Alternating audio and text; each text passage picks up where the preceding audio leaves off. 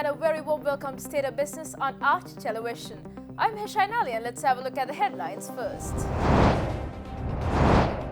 President stresses that country should win back the lost status enjoyed by Ceylon tea in the global market. Government officers asked to meet its turmeric demand locally. News in detail. President Gotabaya Rajapaksa emphasizes that the revival of the tea industry, which has suffered a serious setback, should take place under several aspects. Addressing a discussion held at Presidential Secretariat yesterday on the future plans of the State Ministry of State Reforms, tea estate crop cultivation, tea factory modernization and tea export promotion, President also said that the goal should be to regain the high demand for Ceylon tea in the world market as it was before. During the meeting, experts in the field point out that long, medium and short-term plans should be implemented to monitor loss-making estates and increase tea exports and income. Furthermore, it was decided to activate the loss-making plantation companies as a regulatory project by handing over to the tea smallholders. In the meantime, head of the Presidential Task Force on Economic Revitalization, Basil Rajapaksa, said that the plantation companies, which have incurred losses despite the government-led provision of infrastructure, including roads, hospitals, schools and sanitation, should be investigated. Experts stated they believe that the failure to take advantage of new research on tea has led to a setback in the industry, and they pointed out the need to pursue new markets, giving priority to research. The focus was also on expanding the bio-tea industry, which is in high demand in the world market and making a profit.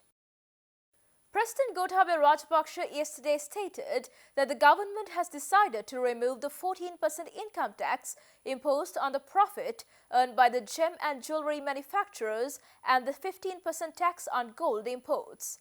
President Rajapaksa, addressing a meeting to discuss future activities of the State Ministry of Gem and Jewellery-related Industries, also instructed the state-owned banks to provide a loan of 1 million rupees at a concessionary interest rate of 4% to jewellery manufacturers and traditional jewellers to purchase gold. Accordingly, at the meeting on the future developments of the gem and jewellery-related sectors, 14 proposals were put forward by State Minister Lohan Ratwatta to resolve the issues pertaining to Sri Lanka's inability to become the global hub for gem. Minister Ratwatta highlighted the importance of facilitating the importation of high-priced gems unique to other countries and are not found in Sri Lanka and maintaining a gem reserve. President Rajapaksa said that all relevant institutions should be brought into one place to avoid delays in the issuance of gem mining licenses. It was also decided to remove the barriers that had obstructed the release of uncultivated lands with gem deposits belonging to plantation companies and to take over control of these lands for the benefit of the mining industry. Moreover, President Rajapaksa urged officials to immediately halt the gem mining activities that are carried out in a harmful manner to the environment, as well as to remove barriers to the traditional gem mining industry. Prime Minister Mahinda Rajapaksa states that the government strives to prioritize the ICT sector in order to establish a knowledge and technology-based society and to make Sri Lanka a global innovation hub. Thus, Prime Minister Mahinda Rajapaksa made these observations yesterday, officially inaugurating the Global Development Center of HCL Technologies, a leading global technology company, in Colombo via a virtual ceremony. HCL Technologies, a foremost global technology company, announced the official opening of its Global Development Center in Colombo yesterday. The new development center was officially inaugurated by the Prime Minister Mahinda Rajapaksa and Indian High Commissioner to Sri Lanka Gopal Bagle in the presence of the key officials of the HCL Technologies via a virtual ceremony. HCL's office in Colombo will be home to world-class infrastructure, multi-layered data and physical security protocols, and high-end systems to support its global customer base, and from its new state-of-the-art office, HCL will primarily focus on offering next-generation solutions to serve major blue-chip organizations.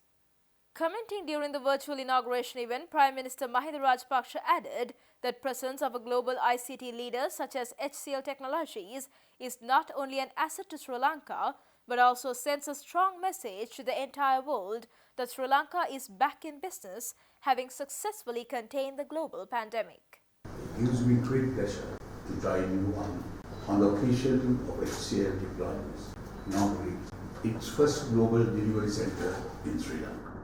As a nation, we are not only honored to welcome a multinational technology giant such as HCL, but we are also thankful for the opportunities that this center will offer our youth. As you know, the new government has prioritized the ICT sector and establishing a knowledge and technology-based society to make Sri Lanka a global innovation hub. Stay tuned for more news right after this commercial break.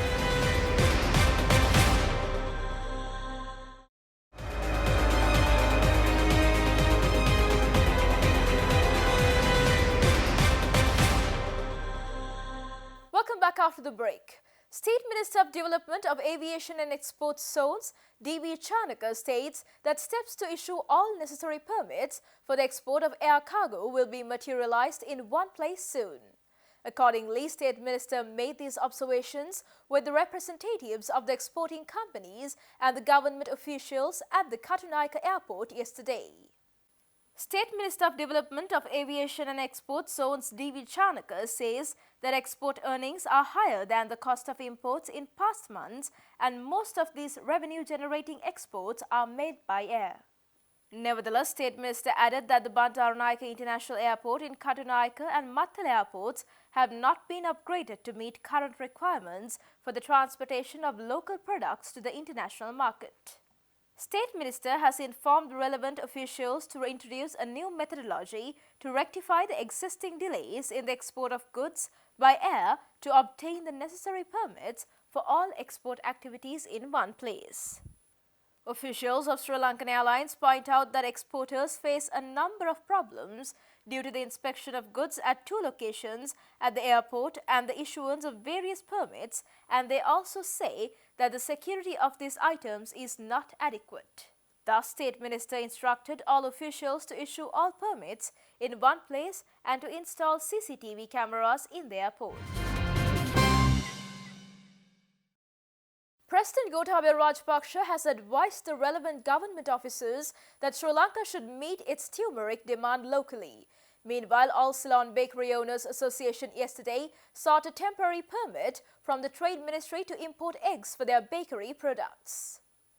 Minister of Highways Johnston Fernando yesterday announced that the government has imposed a ban on importing turmeric in order to safeguard the local farmers. Minister Fernando said that the price of 1 kilogram of turmeric ranged from 4,000 rupees to 5,000 rupees, and the President advised the relevant officers that Sri Lanka should produce turmeric locally without relying on importation. He also added that the government has no plan to allow the importation of turmeric, thinking about the farmers who grow turmeric in the country. He explained that the local producers will be in peril if the government relaxes the restrictions on importation. Meanwhile, All Ceylon Bakery Owners Association yesterday sought a temporary permit from the Trade Ministry to import eggs for their bakery products. Association President N.K. Jawardana said that their members were facing issues after the wholesale price of an egg shot up to 22 rupees. At the meantime, several members of the association yesterday discussed the issue with Trade Minister Bandula Gunawardena, and in return he had promised to take up the matter at the next cabinet meeting. Association in a statement to the media said that for the first time in history that egg prices exceeded 20 rupees and 75% of eggs production are bought by bakeries and hotels in the country. The association members also said that All Ceylon Egg Producers Association had already decided to reduce the price of an egg by 2 rupees from Monday following a meeting between officials of the Egg Producers Association and the Prime Minister Mahinda Rajapaksa at Carlton House, Tengal. The association chief also added that an egg can be sold at a maximum retail price of 15 rupees and therefore the Trade Minister to grant a temporary permit to import eggs and said the association can sell an egg less than rupees 15 if the government permitted them to import. World Health Organization states that countries should invest in public health as an investment for a safer future in order to brace for the pandemics in the future. WHO Chief Dr. Ghebreyesus made these observations yesterday addressing the regular virtual COVID-19 press briefing. Public health is the foundation of social, economic and political stability. That means investing in population-based services for preventing, detecting and responding to disease. This will not be the last pandemic. History teaches us that outbreaks and pandemics are a fact of life. But when the next pandemic comes, the world must be ready, more ready than it was this time. In recent years, many countries have made enormous advances in medicine, but too many have neglected their basic public health systems, which are the foundation for responding to infectious disease outbreaks. Part of every country's commitment to build back better must therefore be to invest in public health as an investment in a healthier and safer future. Stay tuned for stock updates.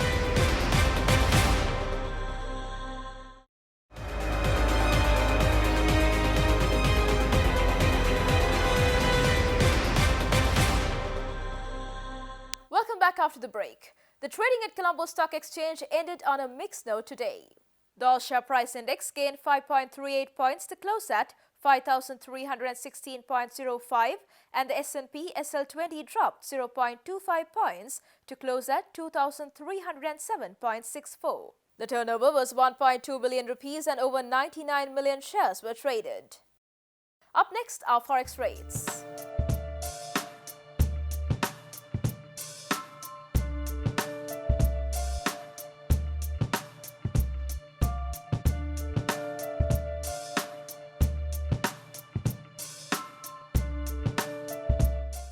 And that's all news for today. See you tomorrow with State of Business at the usual time.